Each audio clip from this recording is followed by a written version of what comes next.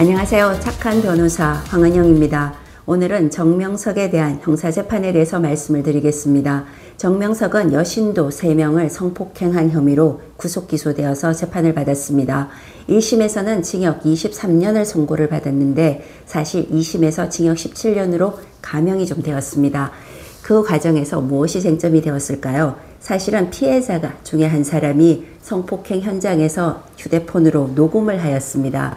이 녹음했는 자료가 매우 중요한 범죄 현장을 녹음한 자료니까 사실은 아주 중요한 증거 자료였음에도 불구하고 정명석 쪽에서는 이렇게 다퉜습니다. 이거 조작된 걸 수도 있다. 원본하고 같다는 보장이 없다. 이렇게 다투니까 이 부분이 쟁점이 된 겁니다. 사실은 휴대폰을 잃어버리는 바람에 그리고 복사 파일이 증거로서 제출이 되면서 원본과 지금 증거로 나온 이 파일이 같은 거냐 하는 문제가 해결이 되지가 않았던 겁니다. 그래서 결국 재판부에서는 이 녹음 파일의 증거 능력을 부인해서 증거로 쓸 수가 없게 된 문제가 생기게 된 겁니다. 이렇게 되니까 사실은 피해자 진술만으로서 유죄를 인정해야 되는 상황이 되는 것이고 범죄에 대해서는 좀 형이 감형이 되는 역할을 한 셈입니다. 그렇지만 징역 17년형이라는 것은 양형 기준에 비춰볼 때는 4년에서 19년 이 범위 내에서는 가장 중한 형이 선고가 된 셈입니다. 이렇게 되니까 정명석 쪽에서도 다시 상고를 하는 겁니다. 법리적으로 너무 과도한 형이 선고가 되었고 그리고 종교적으로 피해자들을 세뇌하거나 이런 부분에 대해서는 무리한 법률 구성이다. 이렇게 되니까 대법원에서는 아무 문제가 없다. 17년을 확정을 한 것이죠. 사실 피해자들은 정명석 측을 상대로 해서 손해배상 소송을 제기를 했었습니다.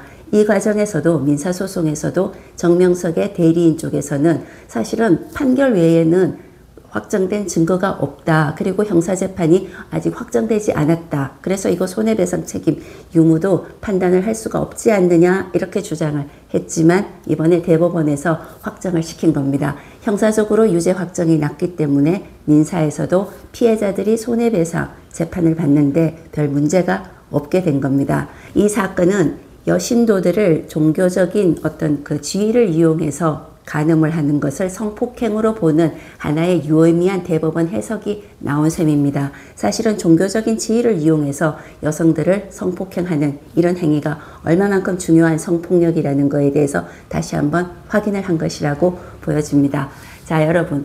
길고 지루했던 정명석 재판이 이번에 대법원에서 확정됨으로 해서 피해자들은 한결 가벼운 마음으로 민사소송을 하고 피해에 대해서 보상을 받고 피해에서 회복이 될 수 있는 계기가 된 것 같습니다. 오늘 설명이 도움이 되셨나요? 그렇다면 좋아요, 구독 부탁드립니다. 감사합니다.